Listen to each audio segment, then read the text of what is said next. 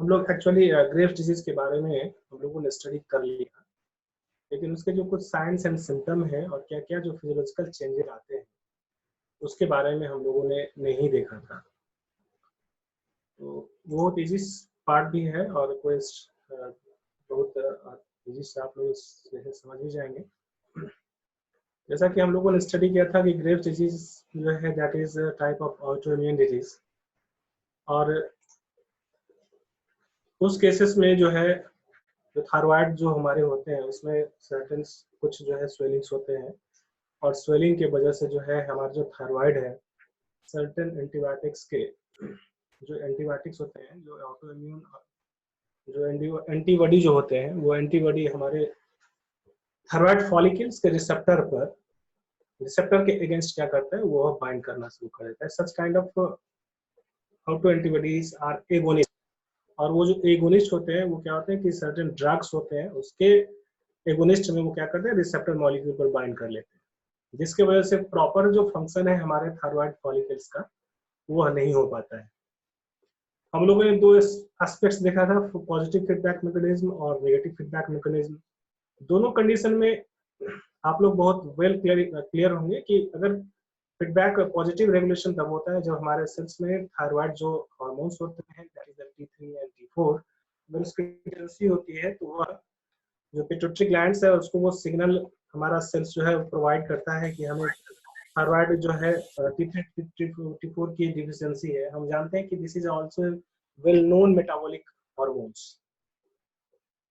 तो उस कंडीशन में जो पिट्यूटरी है वो सिग्नल प्रोवाइड करता है, और सिग्नलिंग के बाद जो ग्लैंड्स जो लिगैंड मॉलिक्यूल का सेक्रेशन होता है वो ligand molecule binds at the receptor molecule of the thyroid follicles, और उसके बाद से पॉजिटिव फीडबैक मैकेनिज्म से वह फॉलिकल जो है सेक्रेशन स्टार्ट करता है T3 एंड T4 को। Excuse me sir. Yes yes बोलिए। सर बोलिए ना, मैं सुन रहा हूँ, बोलो। सर वो साक्षी को अलाउ कर दीजिए। कोई है?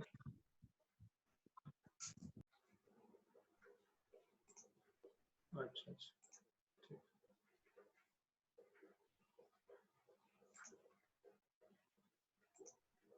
ठीक है। तो उस कंडीशन में जो है पॉजिटिव फीडबैक मैकेनिज्म से हमारे जो सेल में डिफिशियंसी होती है जिस हार्मोन का उसके वजह से वो सेक्रेशन स्टार्ट होता है। लेकिन जब ओवर प्रोडक्शन होता है तो ओवर प्रोडक्शन के कंडीशन में फर्दर क्या होता है कि वही सेल्स जो होते हैं जब सेल्स की डिफिशियंसी सेल रिक्वायरमेंट कम होती है तो हमारे बॉडी का जो सेल है वो रिस्पॉन्ड करता है टू पिट्यूटरी कि अभी मुझे इस हार्मोन की आवश्यकता नहीं है। तो एट दैट कंडीशन वो नेगेटिव सिग्नलिंग प्रोवाइड करता है और लिगैंड मॉलिक्यूल का जो सिक्रेशन है थ्रू द पिट्यूटरी ग्लैंड वो रुक जाता है, जिसकी वजह से प्रॉपर्ली सिग्नल मॉलिक्यूल्स का जो थायराइड फॉलिक्यूल पर है बाइंडिंग नहीं होगा, तो बाइंडिंग नहीं होगा तो सिग्नलिंग नहीं होगा, और सिग्नलिंग नहीं होगा तो 53-54 का सिक्रेशन नहीं होगा।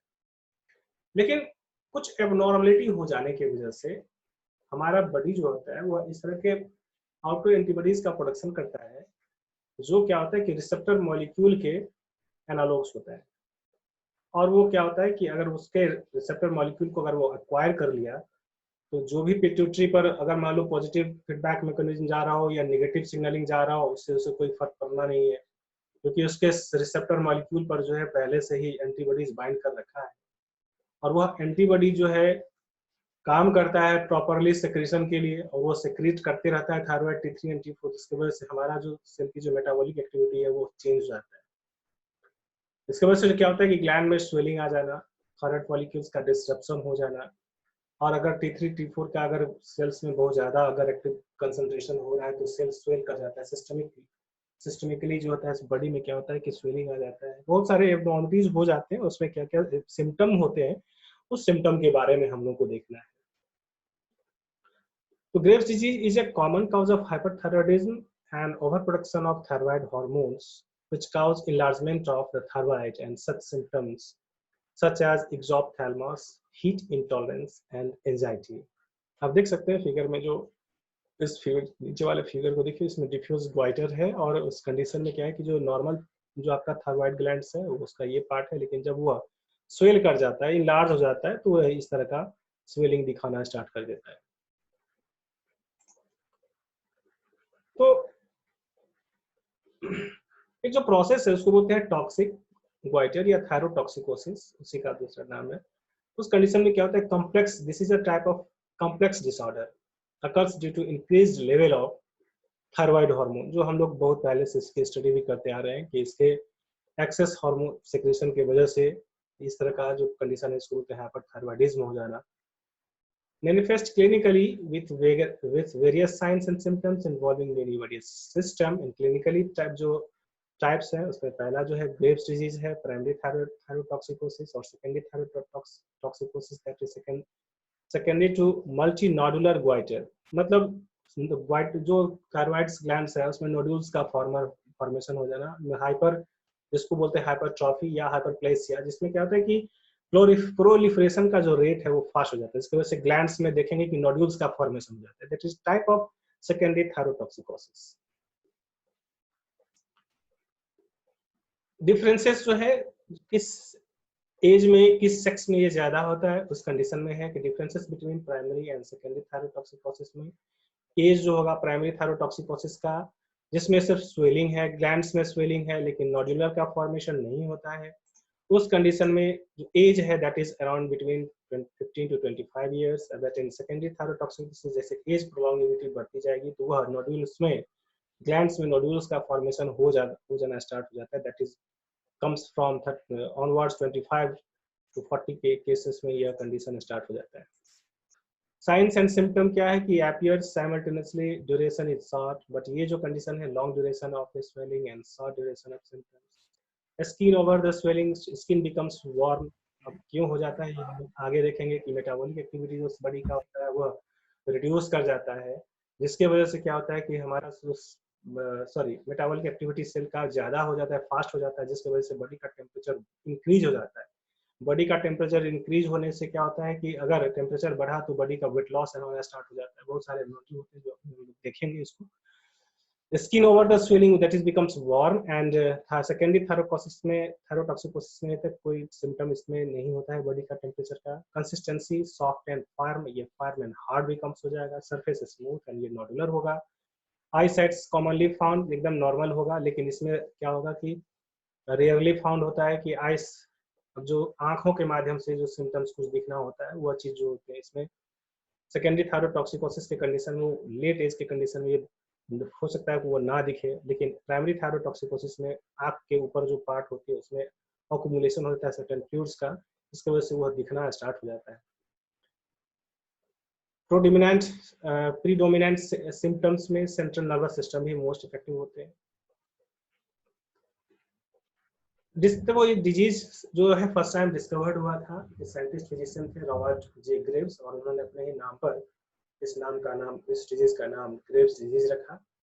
और बाकी हम लोग सारा चीज पढ़ चुके हैं इसमें, इसलिए इस पे ज्यादा पर हमको फोकस नहीं करना है, लेकिन फिर भी जो मोस्ट इंपॉर्टेंट है उसको थोड़ा एक बार हम लोग सरफेसली जो है उसको वॉश कर लें। Most common form of hypothyroidism और पैथोजेनेसिस, ऑटोइम्यून क्या है कि occurs when immune system mistakenly attacks the thyroid gland causing it to overproduce the hormone thyroxine demonstrated by autoantibodies, जिसको बोलते हैं TSH receptor antibodies in the circulation। High thyroxine level greatly increases body's metabolic rate, हमने just अभी बताया था कि body की metabolic rate जो होती है काफी फास्ट हो जाती है। फैमिलियल में थायराइड स्टिमुलेटिंग हार्मोन TSI, यही जो TSI है ना इसी को बोलते हैं ऑटो इम्यून। जो TSI का फॉर्मेशन होता है वो रिसेप्टर मॉलिक्यूल पे बाइंड कर लेता है instead of the ligand molecules which are secreted from the thyroid gland. ये TSI का सेक्रेशन, अब ये चीज याद रखना है कि ऑब्जेक्टिव में पूछा जा सकता है कि which among the following are going to increase during the Graves disease। तो TSI का जो प्रोडक्शन है वो सेल में हमेशा होते रहता है। TSI का कंसंट्रेशन काफी ज्यादा हाई हो जाता है with respect to TSH thyroid stimulating hormone. तो TSI का कंसंट्रेशन ज्यादा होगा तो वही TSI जिसको इम्यूनोग्लोबुलिन्स बोलते हैं वह क्या करता है रिसेप्टर मॉलिक्यूल पर बाइंड कर लेता है, और TSI उस रिसेप्टर मॉलिक्यूल से हटता ही नहीं है। जब हटेगा नहीं तो वो प्रॉपर्ली क्या होता है T3 T4 का कंसंट्रेशन बहुत ज्यादा हो जाता है, क्योंकि यहाँ पर किसी भी तरह का नेगेटिव फीडबैक मैकेनिज्म ऑपरेट नहीं हो पाता है। तो याद रखना है कि TSI का कंसंट्रेशन ग्रेव्स डिजीज में ज्यादा हो जाता है।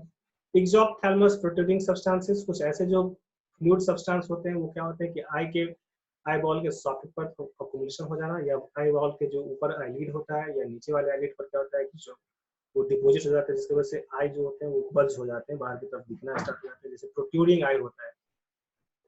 This is most prominently in female sex, this most prominently present in female sex. Emotions, stress and young age के कंडीशन में मोस्टली प्रोमिनेंटली एग्रेसिव होते हैं, एक्टिव हो जाते हैं। Risk factor, excuse me sir, sir aetiopathogenesis क्या होता है? हाँ सर पिछले स्लाइड में था ना एशियोपैथोजेनेसिस। कहाँ पे?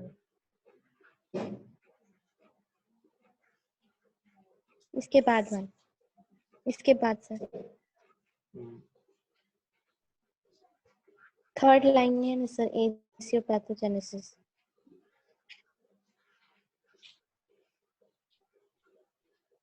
चलिए इसको हम देख लेते हैं आगे, ठीक है। इस टर्म को याद रखिएगा, हम लोग देखेंगे। पैथोजेनेसिस तो डायग्नोसिस ही है, आगे देखेंगे। रिस्क फैक्टर क्या है? इस जो मोस्टली होते हैं जेंडर जो है फीमेल सेक्स में मोस्टली होते हैं, जेंडर जो है फीमेल, यहाँ देख लीजिए फीमेल है और ये फीमेल है और ये मेल है। तो जो रिस्क फैक्टर होता है सबसे ज्यादा फीमेल के केस में होते हैं। तो रिस्क फैक्टर में gender, age, family history, smoking, pregnancy and stress के कंडीशन में ये चीज डायग्नोस्ड किया जाता है। तो उसमें देखते हैं क्या क्या है। देखिए ये चीज बताया था मैंने आप लोगों को मोस्टली कि physiological effects on Graves disease में जो टीएसआई है, अब ये सब सारी चीजें आप लोग जानते हैं, इसीलिए आप लोग देख लीजिए कि B cell is responsible to secrete plasma cell, secrete antibodies, that antibodies mobilise antigens, और उसके वजह से क्या होगा कि immune system produces auto antibodies called thyroid stimulating immunoglobulins TSI attached to thyroid cells, जो अभी हम लोगों ने डिस्कस भी किया है, पहले भी डिस्कस किया था। और ये TSI जो होते हैं वो mimics the action of TSH, thyroid stimulating hormone के एक्टिविटी को मिमिक कर देता है, मास्क कर देता है, मतलब सिमिलर एक्टिविटी होता है इसका। तो TSI binds to TSH receptor और thyroid gland is stimulated to produce excessive amount of thyroid hormones। ये सारे जो चीजें और ग्रेव्स डिजीज में चलती रहती है, जिसके वजह से ग्लैंड्स होते हैं प्रॉपर्ली एक्टिव होते हैं, ऑल अलोंग एक्टिव होते हैं, और इसकी जो एक्टिविटी होती है वो हमेशा बनी रहती है।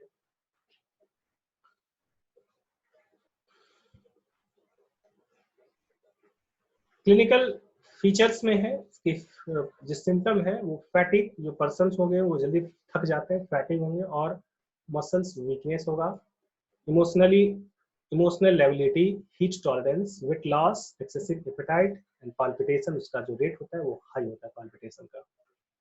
ये क्लिनिकल सिम्टम्स में आप लोग को याद रखना है, जब भी आप लोग को क्वेश्चन पूछा जाएगा या फिर शॉर्ट में हो या लॉन्ग में हो, तो आपको सिम्टम्स में ये सारी चीजें को लिखना होता है। एक कुछ और सिम्टम्स है जिसे बोलते हैं टेचिकार्डिया, मतलब हार्ट के बीट का जो रेट है वो अपने नॉर्मल कंडीशन से बढ़ जाना, उस कंडीशन को बोलते हैं टेचिकार्डिया। बॉडी जो होते हैं वो मोस्टली हॉट होते हैं, और जो अगर बॉडी हॉट होंगे तो उस टेम्परेचर को मेंटेन करने के लिए स्वेटिंग जो है, रेस्पिरेशन का जो रेट है हमेशा कंसिस्टेंटली होते रहता है all along the body, but जो है आपका पाम जो होते हैं मोस्टली वो मॉइस्ट होते हैं। Exophthalmos, bulging of eye, lid lag, retraction, non वेगिड साइंस, ये जो आप लोग देख रहे हैं ना, इस तरह के कंडीशन को बोलते हैं लिड लैग, जो अक्यूमुलेशन होता है, फ्लूइड का अक्यूमुलेशन होता है। Agitation, emotional disturbance, thyroid goitres and bruit, आदमी जो होते हैं बहुत ज्यादा इंटेंस होते हैं इस कंडीशन में।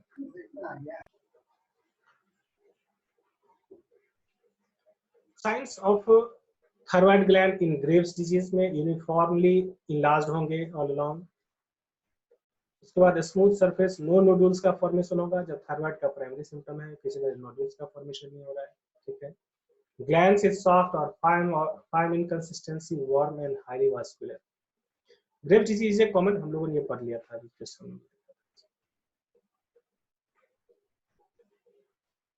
सीएनएस साइन में सेंट्रल नर्वस सिस्टम में है कि हैंड्स जो होते हैं पर्सन के, मान लो कि इतने ज्यादा उसके पाल्पिटेशन का रेट और नर्व सिस्टम इतने एक्टिव हो जाते हैं कि वह हैंड्स होते हैं ट्रिमर होते रहते हैं, वाइब्रेट होने लगता है।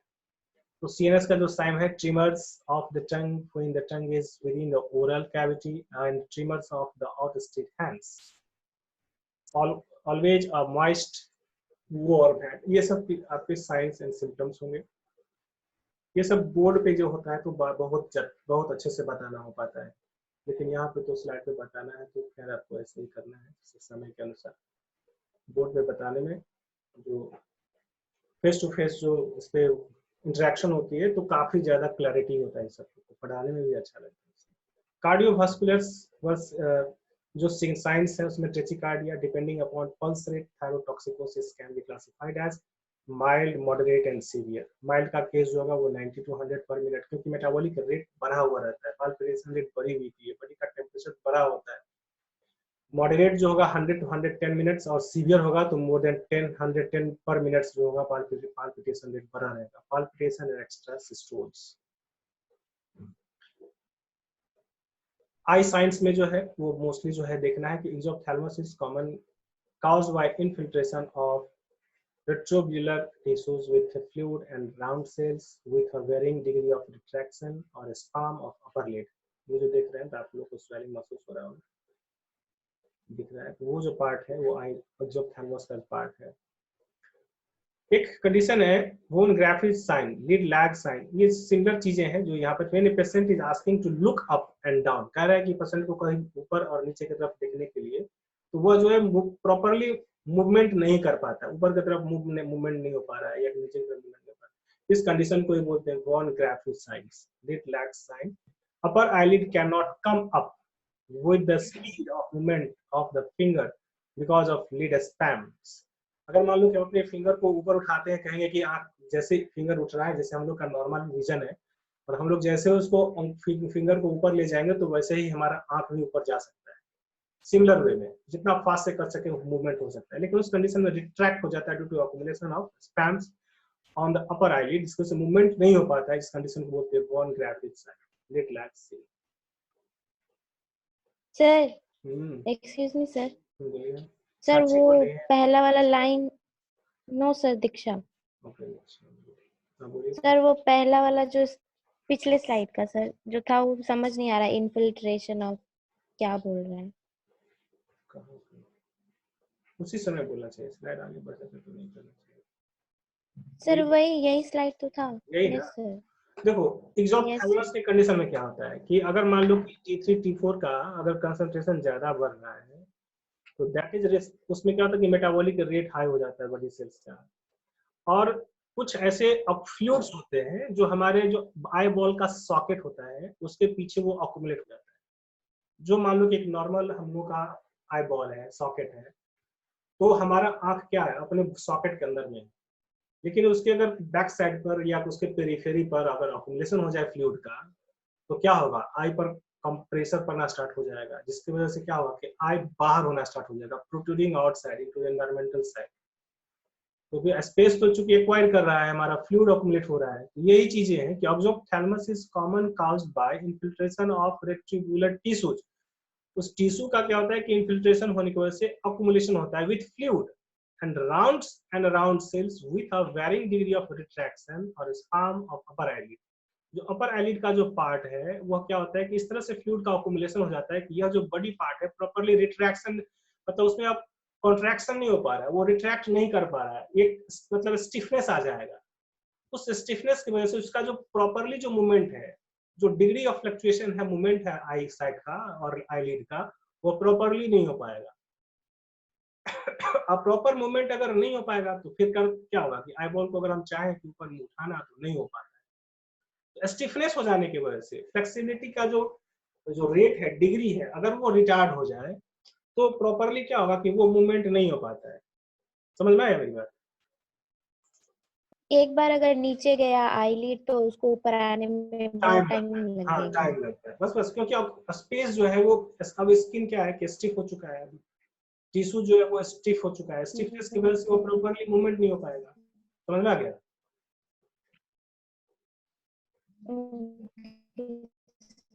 हेलो ये सर आ गया समझ में। Thank you sir. और ये जो पार्ट है वोन ग्राफिक साइंस बोले हैं, लिड लैग साइन, वही चीज को इसको यहाँ पर प्रॉपर्ली बताए। इस कंडीशन को क्या बोलते हैं, शुरू बोलते हैं von graphic sign, lid lag sign. Patient को अगर बोला जाए कि आप अपने आंख को जल्दी से आईलिड जो है आंख को ऊपर नीचे करना है, तो उसमें क्या मान लो कि फिंगर को अभी आप देख चेक कर लो एक फिंगर को लेके ऊपर उठाओ तो देखो कि आँख को देखना है, तो प्रॉपरली जो है जितना फास्टली आप आँख फिंगर को ऊपर अप एंड डाउन करोगे उतना फास्टली वो क्या होता है, मूवमेंट होने लगता है। लेकिन अगर प्रॉपरली स्टिफनेस हो जाए मसल्स में या अकुमुलेशन हो जाता है अगर आई बॉल के सॉकेट में, तो प्रॉपरली मूवमेंट नहीं हो पाता है। उस सिम्टम को बोलते हैं von Graefe's sign, lid lag sign.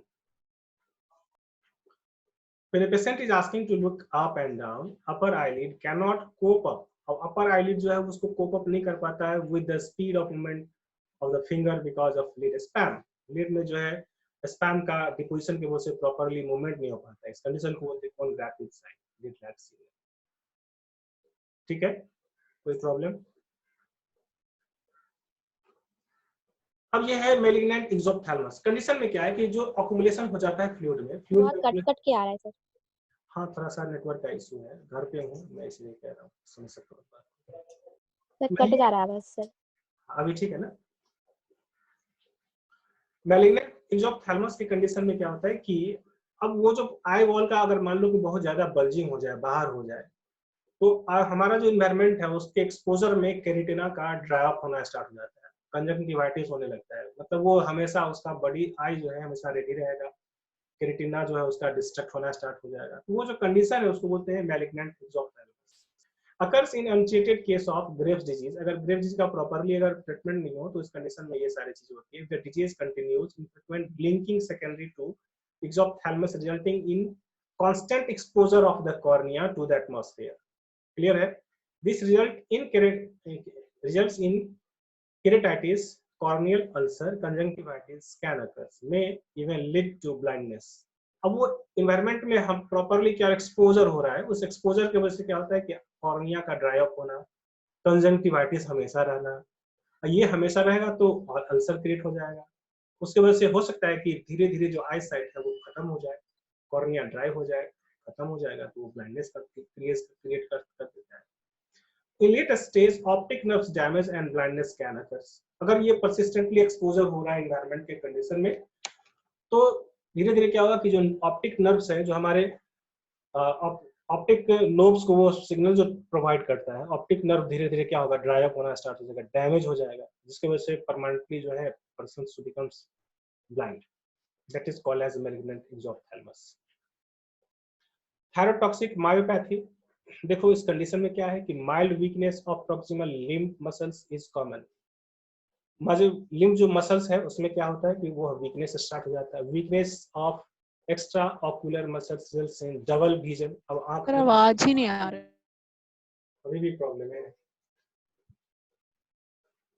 अगले क्लास में मैं बाहर निकल जाऊंगा अभी, चूंकि रेन बारिश भी हो रहा है, तो उसकी वजह से चूंकि इन्वायरमेंट क्लियर नहीं है तो हो सकता है कि नेटवर्क का थोड़ा प्रॉब्लम हो रहा हो, ये भी मानता हूँ। और बहुत हैवी रेन हो रही है इधर, इसकी वजह से फ्लक्चुएशन हो सकता है सिग्नल में।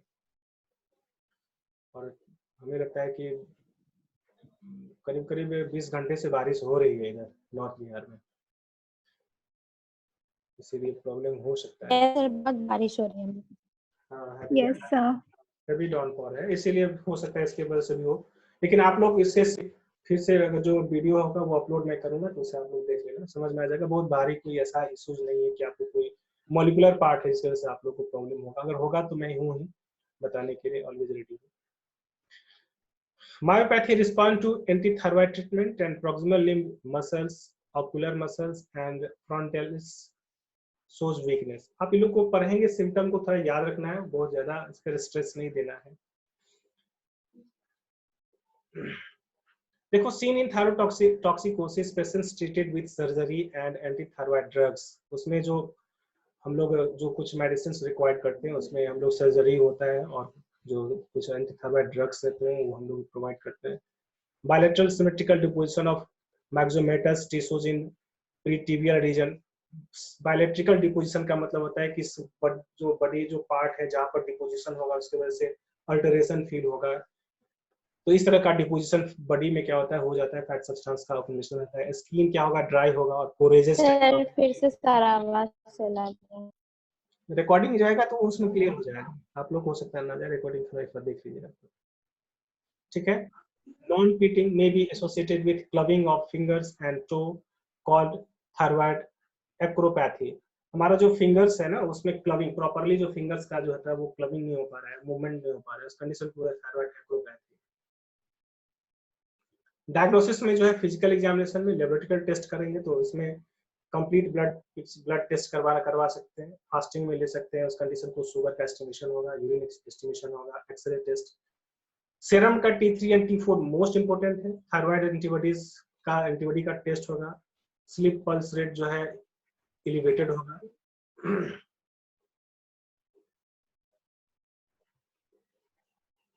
और इस जो ट्रीटमेंट है उसका एम क्या होता है, टू रिस्टोर द पेशेंट। और आगे बहुत सारे स्लाइड है लेकिन उस पर मुझे अब नहीं जाना है, जो मेरा पार्ट था वो खत्म हो गया। Aim to restore the patient, to reduce the functioning thyroid mass to a very critical level, about 6 to 8 grams of thyroid tissue to minimize complications।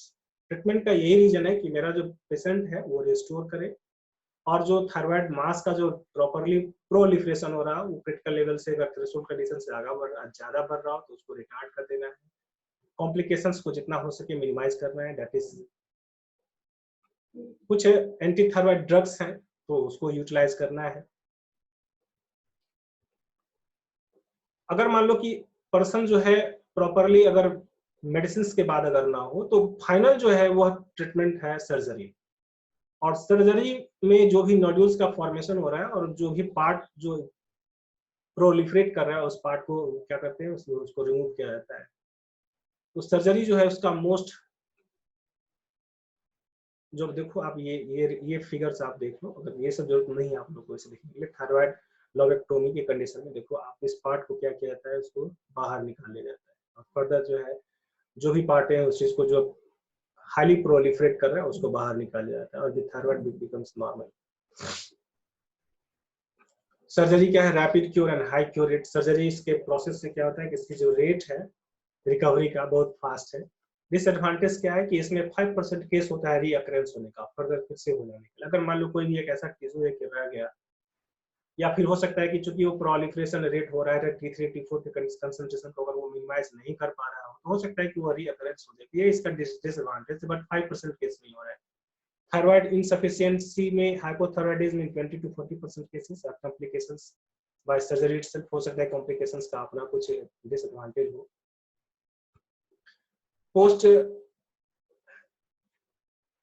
Post operative complications में हेमरेज का कंडीशन हो सकता है, रेस्पिरेटरी। कोई आवाज ही नहीं आया है 7-8 से। एकदम नहीं जा रहा है क्या? हेलो, नो सर कुछ नहीं आया सर, 8वां स्लाइड ऐसे ही चला गया। यस सर, आवाज नहीं आ रही है। अच्छा नेक्स्ट, जब आप बोलते हैं ना एकदम नहीं जा रहा है तब आ जाता है, और जब पढ़ाते हैं तब नहीं आता है। ये तो बहुत प्रॉब्लम है, मैं बोल रहा हूँ तो भी आ रहा है और पढ़ाते हैं तो भाग जा रहा है। ये सर अभी क्लियरली आ रहा है, जब पढ़ा रहे थे 5-6 स्लाइड। अच्छा चलो अभी वही आ रहा है ना स्लाइड, अभी आवाज आ रही है ना। पोस्ट ऑपरेटिव कॉम्प्लिकेशंस में हेमरेज, अभी आ रही है। Respiratory obstruction, recurrent laryngeal nerve paralysis, permanent hypothyroidism, permanent hypoparathyroidism and influenza. अब ये तो हमें नहीं लग रहा है कि इसमें बहुत ज्यादा कुछ आप लोगों को प्रॉब्लम होगा कि नहीं समझ में आएगा। पोस्ट ऑपरेटिव कॉम्प्लिकेशंस आप लोग स्लाइड देखेंगे, डाउनलोड कर लेंगे तो या फिर वैसे ही देखेंगे तो आप लोगों को समझ में आ जाएगा। फिर मैं तो हूँ ही, जहाँ ना समझ में आए वहाँ तो मैं हूँ। ठीक है, कुछ रेडियो आयोडीन थेरेपी यूज करते हैं प्रॉपरली, जो रेडियोएक्टिव कंपाउंड्स हैं जो इसको यूज करते हैं हम लोग उसको ठीक करने के लिए। तो याद रखना है कि रेडियो आयोडीन थेरेपी से प्राइमरी थायराइड टॉक्सिकोसिस को हम लोग से लेकर सेकेंडरी थायराइड टॉक्सिकोसिस के लेवल को हम लोग रिकवर कर लेते हैं। अप टू 45 इयर्स एज तक को हम रिकवर करते हैं। तो radio iodine destroy thyroid cells को क्या करता है, वो डिस्ट्रॉय कर देता है। Gives only after the age of 30-45 and chance of genetic mutations, leukaemia and carcinoma is there. Radio iodine therapy का डिसएडवांटेज है, कोई सर्जरी नहीं करना है, कोई मेडिसिन प्रोलॉन्ग एक्टिविटी में यूज थेरेपी के रूप में नहीं करना है। डिसएडवांटेज है अवेलेबिलिटी, जो हर जगह अवेलेबल नहीं होगा, या जो रेडियो आयोडीन थेरेपी हो हर जगह अवेलेबल हो, ऐसा प्रॉपरली हो नहीं पा रहा है। Proper follow up necessary. अब ये किस तरह से, जहाँ पर जो जिस तरह से इसको ट्रीटमेंट करना हो सकता है वो प्रॉपर वे में ना हो, तो ये चीजें उसका माल फंक्शनिंग कंडीशन है। Thank you. अगर कहीं प्रॉब्लम होगा, स्लाइड में कुछ ऐसा मॉलिक्यूलर पार्ट नहीं था, जो मेन पार्ट था मैंने आप लोगों को पहले ही बता दिया था और आज भी आप लोगों को रिवाइज कर दिया गया है। और साइंस एंड सिम्टम जो है उसका मेन फीचर्स में लिखना होता है और क्या क्या होता है, ये चीज दिखना बहुत इंपॉर्टेंट होता है। आप लोग को स्लाइड मिल जाएगा, आप उसे देखेंगे और किन्हीं को कोई प्रॉब्लम हो तो आप लोग विजिट कर सकते हैं या पूछ सकेंगे, तो कोई प्रॉब्लम नहीं है।